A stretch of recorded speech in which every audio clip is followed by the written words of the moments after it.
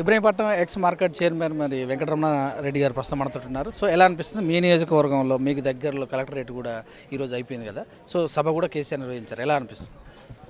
రంగారెడ్డి జిల్లా కలెక్టరేటు మా ఇబ్రహీంపట్నం నియోజకవర్గానికి రావడం అనేది చాలా సంతోషంగా ఉంది. ఈ ప్రాంతం రంగారెడ్డి జిల్లాకు కేంద్రంగా మారడం అనేటటువంటిది మాకందరు కూడా, మా నియోజకవర్గ ప్రజలందరూ కూడా ఒక మంచి పండుగ రోజు. గతంలో ప్రగతి నివేదన సభ అప్పుడు కేసీఆర్ గారు కొంగరకాల అని వచ్చినప్పుడు ఆ రోజు చెప్పారు ఈ ప్రాంతం అంతా కూడా బ్రహ్మాండంగా అభివృద్ధి చెందబోతా ఉందని చెప్పేసి. ఆ రోజుకు మాకు ఎవరు కూడా అర్థం కాలే ఏ రకంగా అభివృద్ధి చెందుతుందని. ఆ రకంగా అంతకుముందు మంచిరెడ్డి కిషన్ రెడ్డి గారు టీఆర్ఎస్లో చేరినప్పుడు కూడా అప్పుడు కేసీఆర్ గారు ఇబ్రహీంపట్నం వచ్చినప్పుడు చెప్పారు ఇబ్రహీంపట్నాన్ని ఒక బంగారు తునకగా మారుస్తా అని చెప్పేసి. ఏ రకంగా బంగారు తునకగా మారుస్తారనేటటువంటిది ఆ రోజు కూడా మాకు అర్థం కాలే. కానీ ఇన్ని సంవత్సరాలు గడిచిన తర్వాత, 7 సంవత్సరాలు గడిచిన తర్వాత తెలంగాణ ప్రభుత్వం, కేసీఆర్ గారు ప్రభుత్వం తీసుకుంటున్నటువంటి చర్యలు చూసిన తర్వాత ఏ రకంగా ఇబ్రహీంపట్నంగా మారింది అనేటటువంటిది ఈరోజు మాకు అర్థమవుతా ఉంది. 70 సంవత్సరాల స్వాతంత్ర భారతదేశంలో ఈ ఇబ్రహీంపట్నం నియోజకవర్గం హైదరాబాద్ కేవలం 30 కిలోమీటర్ల దూరం ఉన్నట్టు ఇబ్రహీంపట్నంలో కనీసం ఒక్క డబల్ రోడ్ ఉన్నటువంటి పరిస్థితి ఉండలే.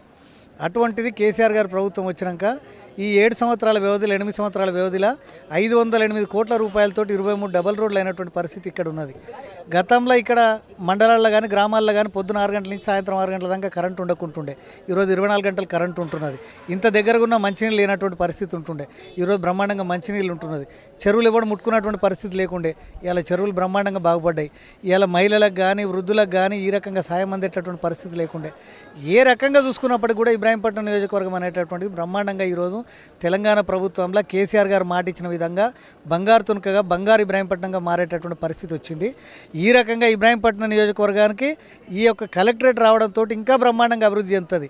ఈ 4-5 సంవత్సరాల తర్వాత మా ఎమ్మెల్యే గారు చెప్తా ఉన్నారు, 4-5 ఏళ్ల తర్వాత కొంగరకలను కానీ ఆదిబట్లను కానీ ఇక్కడ ఉన్నటువంటి పరిసర ప్రాంతాలను కానీ చూస్తే మనం గుర్తుపట్టలేనటువంటి పరిస్థితి వచ్చేది అనేటటువంటి పరిస్థితి చెప్తా ఉన్నారు. దానికి అనుగుణంగానే ముందు చూపుతోటి ఆదిబట్లను ఒక మున్సిపాలిటీకి ఏర్పాటు చేసి భవిష్యత్తును ఒక అద్భుతమైనటువంటి ముందు చూపుతోటి డెవలప్మెంట్ చేస్తున్నటువంటి నాయకత్వం తెలంగాణ నాయకత్వం ఉంది. అది కేసీఆర్ గారు కానీ, మంత్రి సబితా ఇంద్రారెడ్డి గారు కానీ, మా ఎమ్మెల్యే మంచిరెడ్డి కిషన్ రెడ్డి గారు కానీ ఒక ప్రణాళికాబద్ధంగా ఈ ప్రాంతాన్ని దశల వారీగా అభివృద్ధి చేస్తూ ఉన్నారు. బ్రహ్మాండంగా అభివృద్ధి జరుగుతూ ఉంది. అవతలలో ఎన్ని మాట్లాడినా కూడా ప్రాంత ప్రజలు పట్టించుకునే పరిస్థితి లేదు. ఎందుకంటే మాకు తెలుసు 5 ఏళ్ల కింద ఎట్లుంటుండే, 5 ఏళ్ల కింద కరెంట్ ఎట్లుండే, 5 ఏళ్ల కింద రోడ్లు ఎట్లుంటుండే, 5 ఏళ్ల కింద మంచినీళ్ళు ఎట్లు వస్తుండే, 5 ఏళ్ల కింద పెన్షన్ ఏముంటుండే, 5 ఏళ్ల కింద కళ్యాణ లక్ష్మి ఉంటుండేనా, 5 ఏళ్ల కింద వ్యవసాయం చేయడానికి కూడా నాటానచారాన్ని ఇస్తుండేనా, ఇవన్నీ కూడా మాకు తెలుసు. కాబట్టి బ్రహ్మాండమైనటువంటి అభివృద్ధి జరుగుతూ ఉంది. తెలంగాణ ప్రభుత్వానికి గత ప్రభుత్వాలకు ఉన్నటువంటి తేడా అనేది సుస్పష్టంగా కనిపిస్తూ ఉంది. కాబట్టి ప్రజలంతా కూడా, అన్ని వర్గాల ప్రజలు ఈరోజు సంతోషంగా తెలంగాణ ప్రభుత్వంలో ఉన్నారు. ముఖ్యంగా మేమైతే ఇబ్రహీంపట్నం నియోజకవర్గం వాళ్ళమైతే ఉమ్మడి ఆంధ్రప్రదేశ్ రాష్ట్రంలో 70 ఏళ్లలో హైదరాబాద్కి ఇంత దగ్గర ఉండి కూడా దీపం కింద చీకటిలాగా ఉన్నోళ్ళం.